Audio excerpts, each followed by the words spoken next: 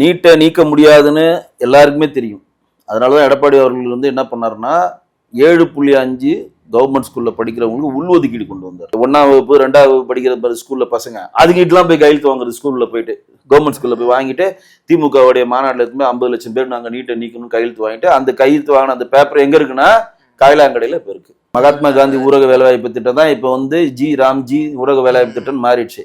அந்த 125 நாள் வேலைவாய்ப்பு திட்டம் தருவோன்றதே தப்பான வாக்குறுதி. எப்படி வந்து நீட்டுக்கு ஒரு தப்பான வாக்குறுதி கொடுத்தாங்க? ஏன்னா இது மத்திய அரசு கொடுக்குற வேலைவாய்ப்பு திட்டம். நீட்டு நீக்கிற நீங்க நீக்கல, நீங்க கொண்டு வந்த திட்டம் எல்லாம் காப்பி பேஸ்ட். காலை உணவு திட்டம் எடப்பாடி பழனிசாமி அவர்கள் சென்னை மாநகராட்சி பள்ளிகளுக்காக காமிச்ச திட்டத்தை காப்பி அடிக்கிறீங்க. வீட்டுக்கு வீடு ரேஷன் கார்டு திட்டம் தேசிய திராவிட முன்னேற்ற கழகத்தினுடைய திட்டத்தை காப்பி அடிக்கிறீங்க. மகளிர் உரிமை திட்டம் கமலஹாசனுடைய மக்கள் நீதி திட்டத்தினோட காப்பி. சொந்த சரக்கே இல்லாத ஒரு கட்சி. தேமுதிகவை நீங்க கம்பேர் பண்றப்ப திருமாவளவனுக்கு அது மிகப்பெரிய ஒரு மைனஸ். காங்கிரஸ் தாவேகா மிரட்டி வாங்கிட்டாங்க. இல்லைன்னா காங்கிரஸுக்கு இந்த வாட்டி 10 சீட் தான் பிளான் பண்ணாங்கன்னா பீகார்லாம் காணாமே போயிட்டாங்க. அவங்க தாவேகா போயிடுவேன் என்ன சொல்ற தெரியுங்களா தெரியுங்க, சரி போ அப்படின்னு சொல்லி 28 சீட்டு கொடுத்தாம ஒரு ராஜ்யசபா எம்பியும் கொடுத்துருக்காங்க. தொடர்ந்து ரெட் ஜெயின்ல படம் எடுத்துக்கிட்டு நடிச்சிட்டு இருக்கிறதுனால கமலஹாசனுக்கு ஒரு 2 சீட்டு கொடுக்குறாங்க. ஓபிஎஸ் அதே கதிதான், ஒண்ணுமே இருக்கு. வணக்கம் சார். வணக்கம் ஜி. தேர்தல் நெருங்கிட்டு இருக்கு. திமுக தன்னுடைய புது தேர்தல் அறிக்கையை ரெடி பண்ணிட்டு இருக்காங்க சார். ஆனால் மக்கள் என்ன கேட்கறாங்கன்னா, ஆல்ரெடி கொடுத்ததே நீங்க இன்னும் நிறைவேற்றலையப்பா அப்படின்ற மாதிரி போற இடங்கள்லாம் திமுக நிர்வாகிகளை கேட்கறது நம்மளால பார்க்க முடியுது. அந்த வாக்குறுதி நிலைமை என்ன ஆச்சு சார்? இல்லை, நீங்களே சொல்லிட்டீங்க அது நிறைவேற்றலை அப்படின்றது தான் பட்ட பரிவர்த்தனமாக மக்களுக்கு எல்லாம் தெரியுது. ஏன்னா இவங்க வந்து எப்போதுமே நிறைவேற்ற முடியாத வாக்குறுதிகள், கவர்ச்சி வாக்குறுதிகள் கொடுத்து மக்களை ஏமாற்றுவாங்க. நீட்டை நீக்க முடியாதுன்னு எல்லாருக்குமே தெரியும். அதனால தான் எடப்பாடி அவர்கள் வந்து என்ன பண்ணாருன்னா 7.5 கவர்மெண்ட் ஸ்கூலில் படிக்கிறவங்களுக்கு உள்ஒதுக்கீடு கொண்டு வந்தார். நீட்டை நீக்க முடியாதுன்றது அது தெரிஞ்சதுனால தான். ஆனால் அஇஅதிமுக கொள்கை நீட்டை நீக்கணுன்றதுல மாற்று இல்லை. ஆனால் அது உள்ள ஒரு பெனிஃபிஷரி பண்ணணும்னு சொல்லிட்டு சிறப்பு சட்டத்தின் மூலம் மத்திய அரசினுடைய அனுமதியோட கவர்மெண்ட் ஸ்கூலில் படிக்கிற பசங்களுக்கு 7.5% உள்ஒதுக்கீடு கொடுத்து இன்றைக்கு 5 வருஷம் அவங்க படிக்கிறதுக்கான உணவு, உடை, ஸ்டேட்டஸ், படிப்பு, மருத்துவ உபகரணங்கள், போக்குவரத்து எல்லாமே மாநில அரசை ஏற்று அவங்கள ஒரு டாக்டரை உருவாக்குறாங்க. கிட்டத்தட்ட ஒரு 350-400 டாக்டர்ஸை உருவாக்குறாங்க. அதையே ஒரு தேர்தல் மேனிஃபெஸ்டோல திமுக கொடுத்தது. என்னன்னா, நாங்க ஆட்சிக்கு வந்தா அந்த 7.5% உள்ஒதுக்கீடு இல்லாம 10% அதை மாற்றுவோம். நீட்டை நீக்குவோம், அதுக்கு ரகசியம் தெரியும்ன்றது தனி ட்ராக்கு. அது வந்து யாராலையும் பண்ண முடியாது, நிறைவேற்ற முடியாத வாக்குறுதி. அதெல்லாம் வந்து எடப்பாடிக்கு தெரிஞ்சா அவர் போய் உடனே நிறைவேற்றினாலும் உதயநிதி போய் கம்பெல்லாம் சுத்தினார். ஒன்னுத்துக்கும் ஆகாம இன்னைக்கு 50 லட்சம் பேர்கிட்ட கையெழுத்து வாங்க. எங்க 1ஆம் வகுப்பு 2ஆம் வகுப்பு படிக்கிற ஸ்கூல்ல பசங்க அதுக்கிட்டலாம் போய் கையெழுத்து வாங்குறது, ஸ்கூல்ல போயிட்டு கவர்மெண்ட் ஸ்கூல்ல போய் வாங்கிட்டு திமுகவுடைய மாநாட்டில் இருந்து 50 லட்சம் பேர் நாங்கள் நீட்டை நீக்கணும்னு கையெழுத்து வாங்கிட்டு அந்த கையெழுத்து வாங்கின அந்த பேப்பர் எங்க இருக்குன்னா காயிலாங்கடையில் இப்போ இருக்கு. நீட்டை வந்து மத்திய அரசாலேயோ மாநில அரசாலேயோ நீக்க முடியாது. உச்சநீதிமன்றத்தை தீர்ப்பின்படி தான் அது செயல்படுகின்றது தெரிந்து, அப்ப அதை கூட நீங்க வந்து இப்போ ஒரு கவர்ச்சி வாக்குறுதியா நீங்க கொடுத்தது நிறைவேற்ற முடியாத வாக்குறுதின்னு கூட நம்ம கடந்து போனாலும் இந்த 10% நிறைவேற்ற வாக்குறுதி தானே. ஆட்சி உங்ககிட்ட தானே இருக்கு. 7.5% எடப்பாடி கொடுத்தா நீங்க 10% சொன்னீங்களா, ஏன் அதை பண்ணல? அப்ப ஏமாற்றுகிற இந்த அரசு, நான் வந்து நேரடியாவே சொல்றேன், ஏமாற்றுகிற திமுக அரசு பொய்யான கவர்ச்சியான வாக்குறுதியை கொடுத்து ஏமாற்றுகிறது. இன்றைக்கு நல்லதோ கெட்டதோ வளைகுடா போறதுனால சிலிண்டருக்கு மானியம் 60 சிலிண்டருக்கு வந்து 60 ரூபாய் ஏறிடுச்சு. வணிக சிலிண்டருக்கு, வணிக சிலைகளுக்கு 120 ரூபாய் ஏறிடுச்சு, வீட்டு சிலிண்டருக்கு 60 ரூபாய் ஏறிடுச்சு. இப்ப மக்கள் என்ன கேட்கறாங்கன்னா, நீங்க தேர்தல் வாக்குறுதியில் என்ன கொடுத்தீங்க? நாங்கள் ஆட்சிக்கு வந்தா சிலிண்டர் விலை 100 ரூபாய் குறைப்போம் சொன்னீங்களா? சொன்னீங்களே, செஞ்சீங்களா? ஏன் இதெல்லாம் இது பண்ணா நேரடியா மக்களை ஹிட் ஆகும். நேரடியா மக்களுக்கு வந்து வருந்துவாங்க. நேரடியா மக்கள் நம்ம எப்படி ஏமாற்றப்பட்டோன்றது உணர்வாங்க. கல்விக்கடன் ரத்து, நீங்க இன்னி வரைக்கும் எந்த கல்விக்கடன் ரத்தே ஆகல. கூட்டுறவு சங்க கடன் எல்லாம் நாங்க ரத்து பண்ணுவோம். பாட்டியம்மா ஏப்பா சும்மா இருக்கிற, முதல்ல போய் நகையெல்லாம் வைமா, நாங்கள் வந்தோன்னே ரத்து பண்ணோம்னா அது குஷி ஆயிடுச்சு. ஆஹா, நம்ம நகையெல்லாம் போய் வைப்போம். வீட்டுக்கு வீடு இருக்கிறவங்களாம் நல்லா இருக்கவங்களாம் எடுத்து போய் நகையை வச்சானுங்க. எங்க வீட்டுல கேட்டா பெருமையா சொல்லுவாங்க. அந்த காலத்துலலாம் இந்த வீட்டுல தெரியல உங்களுக்கு, ஒருத்தர் மார்வாடி கடையில் உட்காந்து நகை வச்சாங்கன்னா அவங்க ஒரு மாதிரி பார்ப்பாங்க, நகை வச்சுட்டு வந்துக்கிறான் வீட்டுல காசு. இப்பெல்லாம் எப்படி இருக்கா, நான் நகை 500 பவுன் வச்சுட்டேன், 200 பவுன் வச்சுட்டேன். எப்படிப்பா 200 பவுன் வச்சேன்? நான் 50 பவுன், என் பொண்ணு 50 பவுன், என் மாமியார் 50 பவுன், மாமனார் 50 பவுன், 200 பவுன் கூட்டுறவு சங்கத்துல வச்சுட்டோம். ஏன்னா உதயநிதி வந்து தள்ளுபடி பண்ண போறாரு, கமான் உடனே செய்யப்படுத்துக்க அப்படின்னு எல்லாரும் நகையை வச்சுட்டோன்னே திண்டுக்கல் பெரியசாமி டொம்னு ஒரு குண்டை போடுறாரு. கூட்டுறவுத்துறை அமைச்சர் என்னமா சொல்றாரு, ஒரு வீட்டுக்கு ஒரு ரேஷன் கார்டுக்கு 5 பவுன் நகையை மட்டும் வச்ச அந்த காசு மட்டும் தான் ரத்து பண்ணுவோம், மற்றதெல்லாம் இன்னைக்கு வட்டி கட்டணும். இன்னைக்கு சும்மா இல்லாம நகையை வச்சவன்லாம் இருக்கிற வேலையை விட்டு வட்டி கட்டிக்கிறான். அப்ப அது ஒரு பொய்யான வாக்குறுதின்னு தெரியுதா? இப்படி நம்ம சொல்லிக்கிட்டே போகலாம். 125 நாள் வேலை வாய்ப்பு நாங்க தருவோம். என்னது மகாத்மா காந்தி ஊரக வேலைவாய்ப்பு திட்டம் தான் இப்ப வந்து ராம்ஜி ஊரக வேலைவாய்ப்பு திட்டம் மாறிடுச்சு.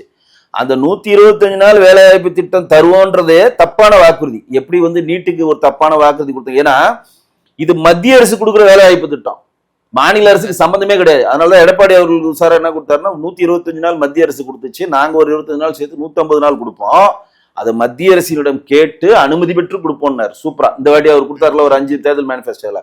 ஆனா அவங்க என்ன சொல்றாங்க பாருங்க, 2021 பிஜேபி ஆட்சி நடக்குது. ஆனா தேர்தல் மேனிஃபெஸ்டோ என்ன கொடுக்குறீங்க, நாங்க ஆட்சிக்கு வந்தா 120 நாள் வேலை வாய்ப்பு ராம்ஜி திட்டத்தின் மூலம் கொடுப்போம் அப்படின்னு சொல்லி பொய்யான வாக்குறுதி கொடுத்தீங்க. இதை சட்டமன்றத்துல 2026 சட்டமன்றத்துல எடப்பாடி கேட்கிறார், ஏங்க நீங்க வாக்குறுதி கொடுத்தீங்களா, ஏங்க நீங்க நிறைவேற்றலன்னா, நாங்கள் ஆட்சிக்கு வந்துனா இந்தி கூட்டணி ஆட்சிக்கு வந்தாதான் நாங்க தருவோம்னு சொன்னோம் அப்படின்னு சொல்லி ஸ்டாலின் சொல்றாரு. அப்ப எடப்பாடி அவர் கேட்கிறாரு, நீங்க 2024 நாடாளுமன்ற எலெக்ஷன்ல நீங்க இந்த வாக்குறுதி கொடுத்தீங்கன்னா நம்ம ஏத்துப்போம். ஏன்னா இந்தி கூட்டணிக்கான நாடாளுமன்ற எலெக்ஷன்ல ஒரு சேஞ்ச் வந்ததுன்னா மோடிக்கு பதில் ராகுல் காந்தி வந்தா நீங்க கண்டிப்பா இந்த வாக்குறுதியை நிறைவேற்றீங்கன்னு சொல்லி ஏத்துக்கலாம். ஆனா நீங்க எப்ப கொடுக்குறீங்க இந்த வாக்குறுதி? 2021 சட்டமன்ற எலெக்ஷன்ல கொடுக்குறீங்க. சட்டமன்ற எலெக்ஷன்ல யார் ஆண்டுட்டு இருக்குது இந்தியாவை? பாரதிய ஜனதா கட்சி.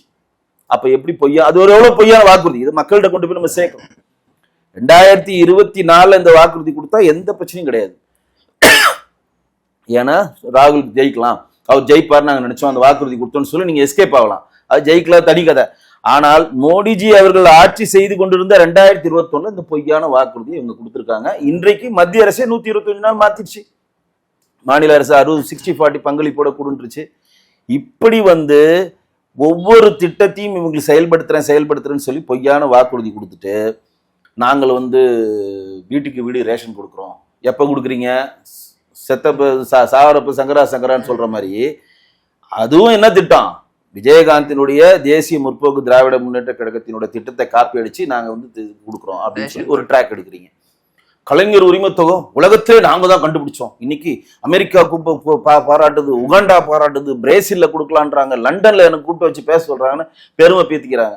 அது கலைஞர் உரிமை தொகைக்கு முன்னாடி அதோடைய பேரு மக்கள் நீதி மையத்தோட தேர்தல் மேனிஃபெஸ்டோல மகளிர் உரிமை தொகை. ஒரு வீட்டில் வேலை செய்ய மகளிருக்கும் பணம் கொடுக்கணும்ன்றது கமலஹாசன் கொண்டு வந்த திட்டம். இன்னைக்கு அவரே திமுக காரர் மாறிட்டார். அதை இவங்க காப்பி வச்சு நாங்க உலகத்துக்குலாம் முன்னோடியா இருக்கிறோம். அப்ப எடப்பாடி கேட்கிறாரு, மடிக்கடினி திட்டம் கொடுத்தோம், ஏன் நீங்க ஸ்டாப் பண்ணீங்க? தாலிக்கு தங்கம் திட்டம் கொடுத்தோம், ஏன் ஸ்டாப் பண்றீங்க? ஸ்கூட்டருக்கு மானியம் கொடுத்தோம், ஒரு ஸ்கூட்டருக்கு கிட்டத்தட்ட 25,000 ரூபாய் மானியம், 5 லட்சம் பேர் கொடுத்தோம், ஏன் ஸ்டாப் பண்றீங்க? இதோட வந்து இது அஇஅதிமுகவுடைய திட்டங்கள்ல மிக சிறப்பான திட்டம் நான் சொல்றது, வீட்டுக்கு வீடு ஆட்டுக்குட்டிகள் கொடுத்தாங்க, பசுமாடுகள் கொடுத்தாங்க. மீனை பிடிக்கல, மீன் கொடுக்க கத்து கொடுத்தாங்க ஜெயலலிதா பீரியட்ல. 2 ஆட்டுக்குட்டிகள், 2 பசுமாடுகள், இது நாட்டு கோழிகள், அந்த கோழியை வளர்க்கறதுக்கான கூண்டுகள் ஃப்ரீ, அந்த கோழிகளுக்கும் ஆடு மாடுகளுக்கான தீவனங்கள் வளர்க்கக்கூடிய தீவனங்கள் ஃப்ரீ. பார், இதெல்லாம் ஒரு வாழ்வியல் முன்னேற்றத்துக்கு சொல்றேன். 5 கால்நடை மருத்துவ கல்லூரியை எடப்பாடி ஆட்சியில் கொண்டு வந்தாங்க. ஏன்னா ஆடு மாடு கொடுத்துக்கிட்டே இருக்கும், எல்லாரும் வளர்க்குறாங்க. அப்ப பழைய காலேஜஸ் 10 சொல்லி 5 புதிய மருத்துவ கல்லூரி கொண்டு வராங்க. அது வெட்டினரி காலேஜஸை கொண்டு வராங்க. பிளஸ் கால்நடை பூங்கான்னு சொல்லி சேலத்துல மிகப்பெரிய லெவல்ல எடப்பாடி அவர்கள் ஆரம்பிச்சாரு. இன்னைக்கு வரையும் அதை இவங்க பண்ணவே. உலகத்திலே தரம் வாய்ந்த, உலகத்தில் நம்பர் 1 சவுத் ஏஷியால பெரிய கால்நடை பூங்காக்கான திட்டத்தை ஆரம்பிச்சாரு. திமுக அரசு நிறைவேற்றல. இப்ப திமுக அரசு இப்ப முடிகிற ஸ்டேஜ்ல 5 தனியார் இது வெட்டரி காலேஜுக்கு அனுமதி கொடுத்திருக்காங்க. அதுதான் அங்க இருக்கக்கூடிய ஒரு பழைய வெட்டரி காலேஜஸ் கவர்மெண்ட்ல வேலை பார்க்கறாங்க, எதிர்ப்பு தெரிவிக்கிறாங்க. ஏங்க இவ்வளவு காலேஜஸ் கவர்மெண்ட் திறக்கிறப்ப நீங்க எங்க தனியாருக்கு அனுமதி? ஏன்னா இப்ப திறந்து கொடுத்தா கட்டிங் வாங்க முடியும், கட்டிங் இப்ப எப்ப வாங்க முடியும்? அப்ப எடப்பாடி அவர்களுடைய ஆட்சியிலும் ஜெயலலிதா அம்மையார் ஆட்சியிலும் மீனை கொடுக்காமல் மீன் பிடிக்க கற்றுக் கொடுத்தார்கள். நீங்க 2 ஆடை கொடுத்தா அந்த குடும்பம் பொழைச்சிக்கும், ஒரு பசுமாடு கொடுத்தா அந்த குடும்பம் பொழைச்சிக்கும், ஒரு 20 கோழி நாட்டுக்கோழி கொடுத்தா அந்த கோழி குடிச்சு முட்டையை வித்து பொழைச்சிக்கும், கூண்டுகள் கொடுக்குறாங்க, தீவனம் கொடுக்குறாங்க. அதெல்லாம் நாளைக்கு உடம்பு சரியாம போனா மருத்துவ செலவிற்கான இந்த எல்லா கட்டமைப்பையும் மிக தெளிவாக செய்ததுதான் அந்த ஆட்சியில. ஆனால் இவர்கள், நான் காலங்காத்தால சாப்பாடு போட்டேன் 2020ஆம் ஆண்டு நிறைய பேருக்கு இங்கே தெரியுமான்னு தெரில. 2020ஆம் ஆண்டு கொரோனா டைம்ல சென்னை மாநகராட்சி பள்ளியில் படிக்கக்கூடிய மாணவர்களுக்கு தனியார் அக்ஷயான்ற தனியார் பங்களிப்புடன் மிகப்பெரிய நவீன சமையல் கூடங்கள் அமைத்து 2020ஆம் ஆண்டு சென்னை மாநகராட்சியில் ஒரு பள்ளியில் தான் காலை உணவு திட்டத்தை எடப்பாடி பழனிசாமி தொடங்கி வச்சார். 2020 இவங்க தொடங்கி வச்சிட்டாங்க. இவனுங்க அதை காப்பி வச்சுட்டு உலகத்துக்கே முன்மாதிரியான திட்டத்தை நாங்க கொண்டு வந்துட்டோம், காலை உணவு திட்டம். பாத்தீங்களா? அந்த காலை உணவு திட்டத்துல எடப்பாடி அவர்கள் வந்து தனியார் பங்களிப்போட அது செஞ்சாங்க. அதை இவங்க காப்பி அடிச்சு செஞ்சு என்ன பண்ணாங்கன்னா, அந்த காலை உணவு திட்டத்தை இவங்க 2024 இவங்க கொண்டு வராங்க. 2025 ஸ்டாலின் அவர் கொண்டு வந்துட்டு என்ன சொல்றாருன்னா, இந்த காலை உணவு திட்டம் உலகத்துக்கே முன்மாதிரியான திட்டம், இந்த திட்டத்திற்கு தேவையான அந்த உணவு தயாரிப்பதற்கான வேலை வாய்ப்பை யாருக்கு தரோம்னா மகளிர் சுய உதவி குழுக்கு தரோம் அப்படின்னு சொல்லி தந்துட்டாங்க. இப்ப சத்துணவு பணியாளர் என்ன போராட்டம் பண்றாங்கன்னா, ஏன்டா சமைக்கிறதுக்கு தான் என்ன வேலைக்கே எடுத்து வச்சுக்கிற, இந்த நீங்க மத்தியானம் சமைக்க தெரிஞ்சு எங்களுக்கு காலைல சமைக்க தெரியாதா? ஒரு சத்துணவு பணியாளர் கேட்கறதுல தப்பு இல்ல. மத்தியானம் சமைக்க தெரிஞ்சு அவங்களுக்கு சத்துணவு கொடுங்க சமைக்க செஞ்சு காலையில சமைக்க தெரியாதா? அப்ப எங்க வேலை வாய்ப்பை பறித்து நீ மகளிர் சுய உதவிகளுக்கு உனக்கு வேண்டிய ஆளுங்களுக்கு எதுவுமே வேலை கொடுக்குறியா?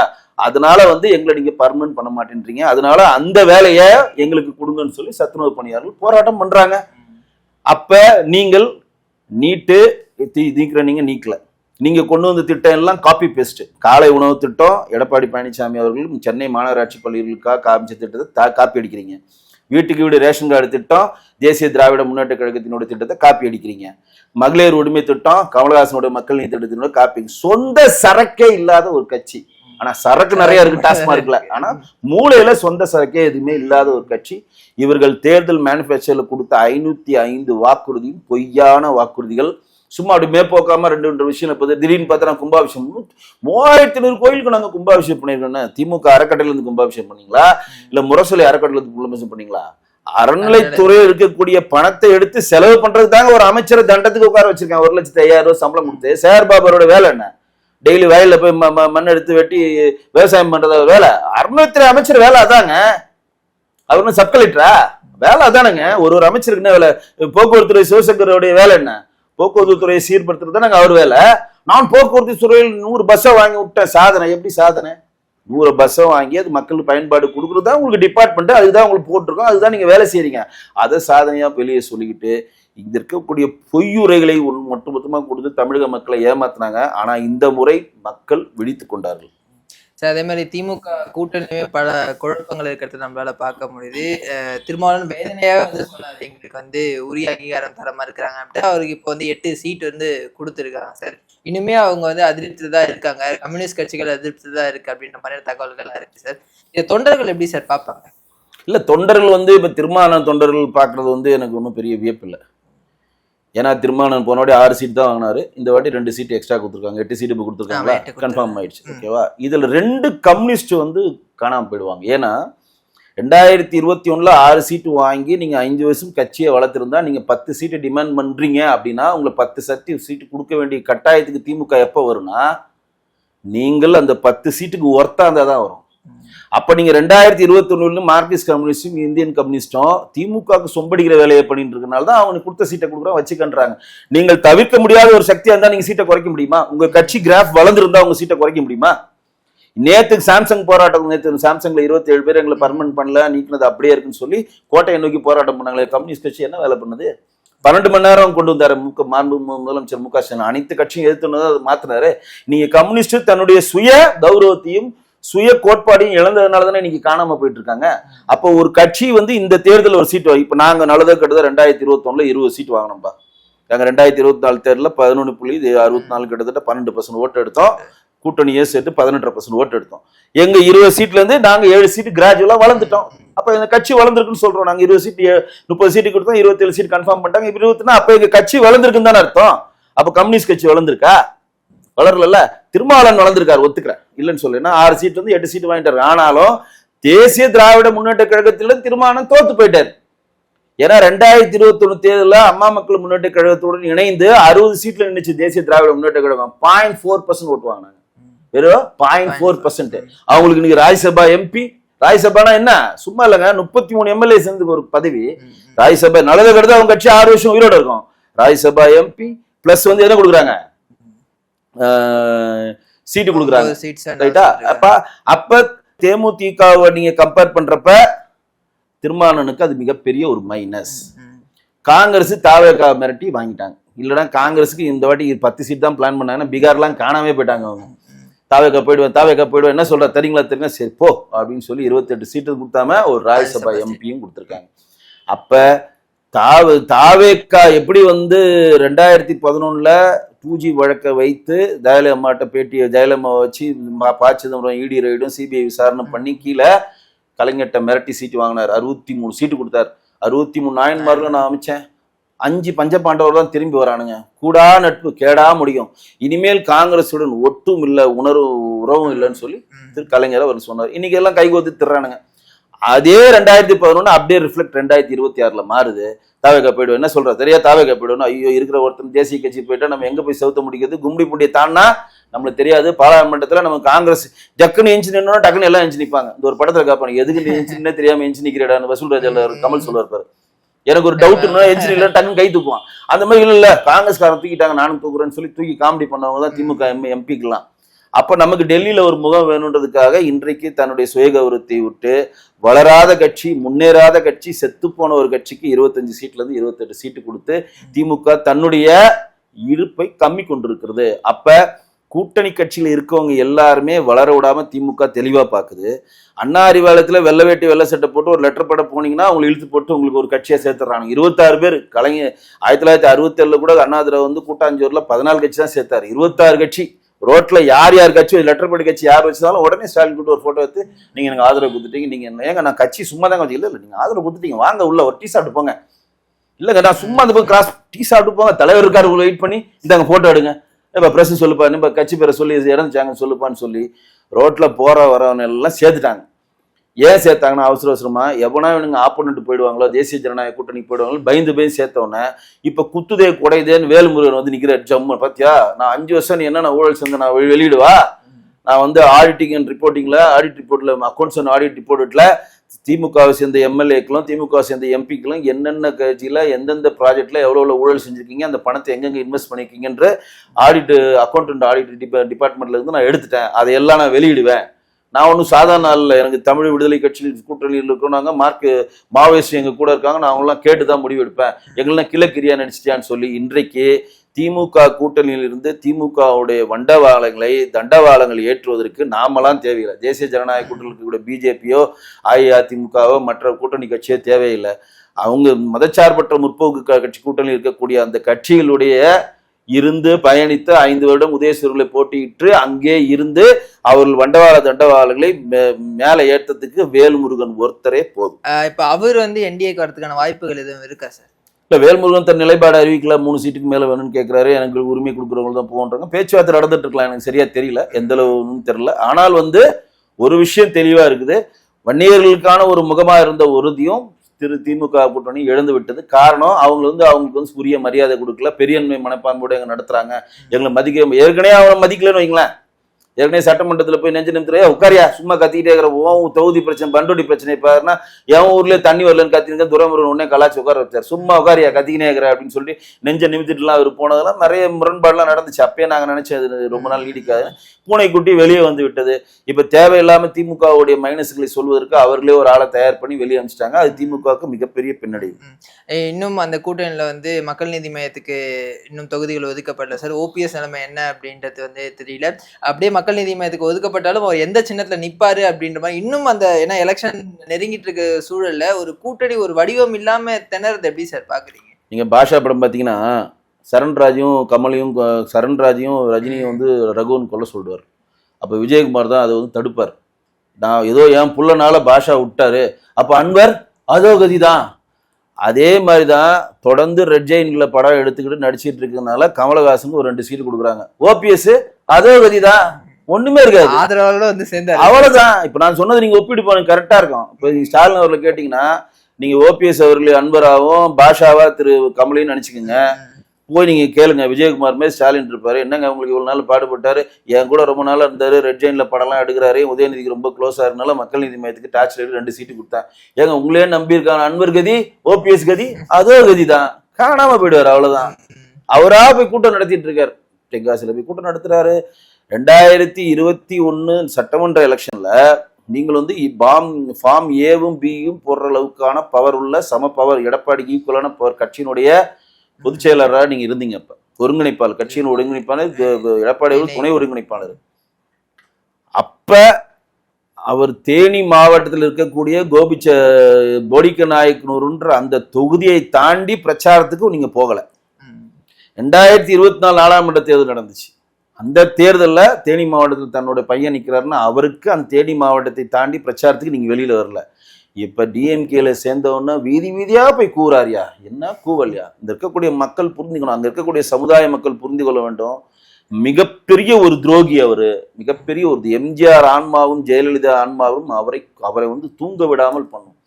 என்ன பண்றாரு, வீட்டுல இருக்கக்கூடிய ரெட்டாலையை உடைச்சிட்டு உதயசூரனை சொரிக்கிறாரு, டிவியில் கார்ல இருக்கக்கூடிய உதயசூரன் அம்மாவோட படத்தை எடுத்து ஸ்டாலின் படத்தை சொரிக்கிறாரு, நெஞ்சில சொரிக்கிட்டார். ரைட்டு. அவருடைய முதல் பையன் பேர் ரவீந்திரநாத் தாகூர், ரெண்டாவது பையன் பேர் என்னது ஜெயபிரதீப். இப்ப இனிமேல் ஸ்டாலின் பிரதீப் அப்படின்னு கூடுவாரா? எவ்வளவு பெரிய முரண்பாடு பாருங்க.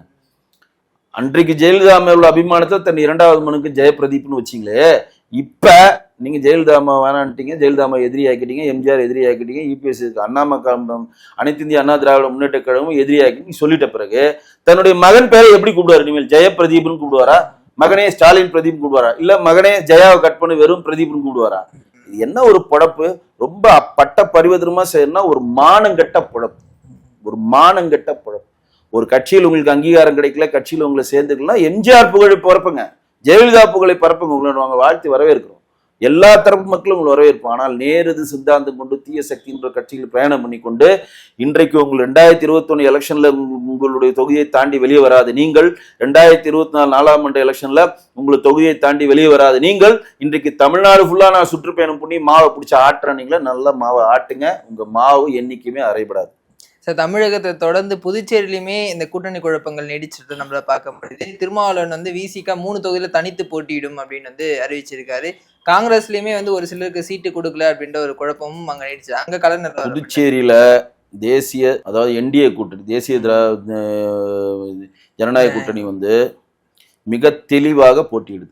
மொத்தம் 30 தொகுதி, கரெக்டா? 16 தொகுதியில என்ஆர் காங்கிரஸ் போட்டியிடுது, 14 தொகுதியில பிஜேபி போடுது, 2 சார்லஸோடைய லட்சிய ஜனநாயக கட்சி போட்டியிடுது. இப்போ தேசிய ஜனநாயக கூட்டணி அங்க தெளிவா இருக்கா? செட்டில்டா, அவன் பிரச்சாரத்துக்கு போகிறதுக்குள்ள செட்டில் ஆயிடுச்சு. இவங்க என்ன பண்றாங்க, 30 தொகுதியில அவசரமா போய் திமுக காரன் 30 தொகுதியிலும் மனு தாக்கல் பண்றான். நீ மட்டும் பண்ணுவியா, நானும் பண்றேன்னு ஓடி போய் திமுக காரனும் 30 தொகுதியில மனு பண்றான், காங்கிரஸும் 30 தொகுதியில மனு தாக்கல் பண்றான். அப்ப பிரேமலதா வந்து அவங்க வந்து 30 தொகுதி பண்ணோன்னா ஒரு உடன்படிக்கை வராங்க. நாங்க வந்து 18% நிக்கிறோம், நாங்க 12ல நிக்கிறீங்க, விடுதலை சிறுத்தைகளுக்கு ஒரு கட்சி, மார்க்சிஸ்ட் கம்யூனிஸ்ட் கட்சிக்கு ஒண்ணுன்னாங்க.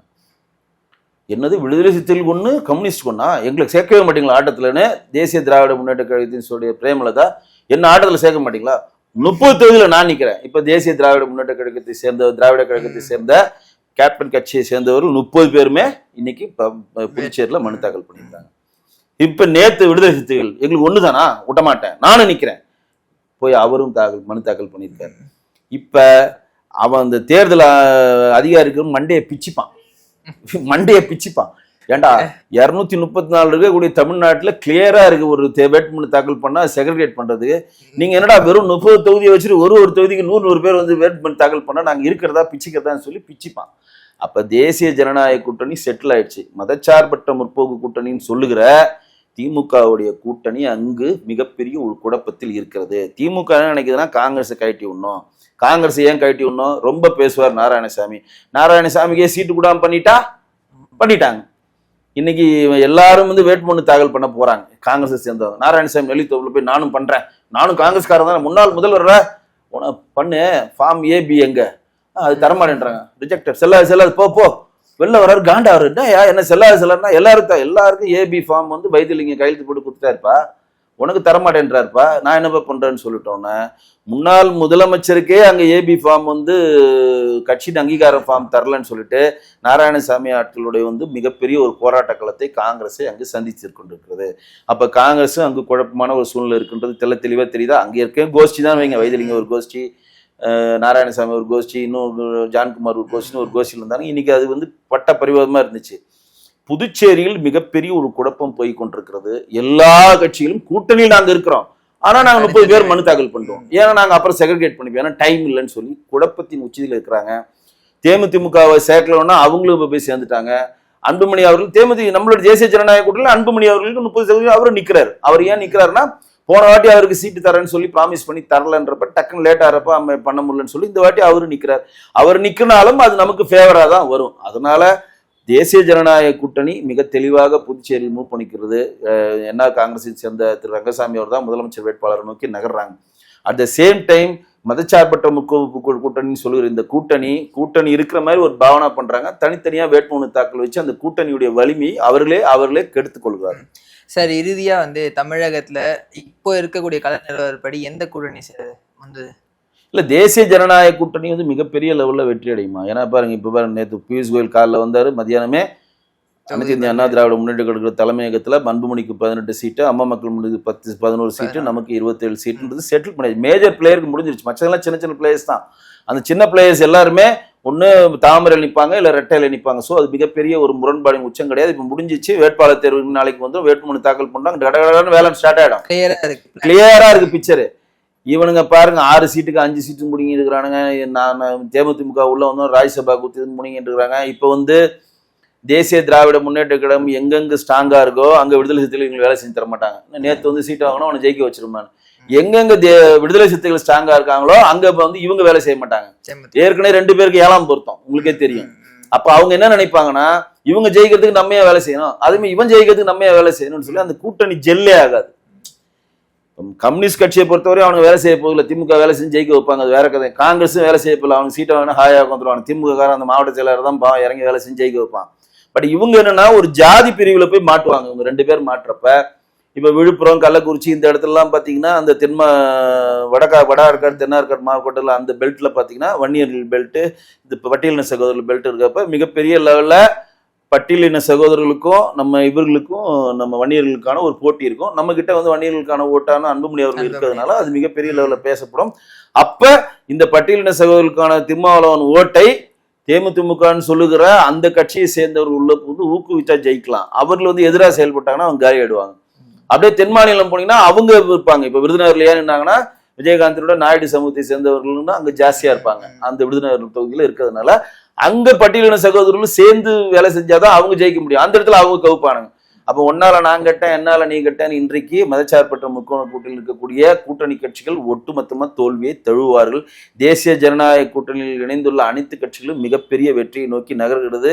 மாண்புமிகு இந்நாள் எதிர்கட்சி தலைவர் முன்னாள் முதல்வர் எடப்பாடி பழனிசாமி 2024 தமிழ்நாட்டின் முதலமைச்சராக அமர்வார். அதுல எந்த ஒரு மாற்றம் இல்லை. தகவலுக்கு ரொம்ப நன்றி சார். நன்றி.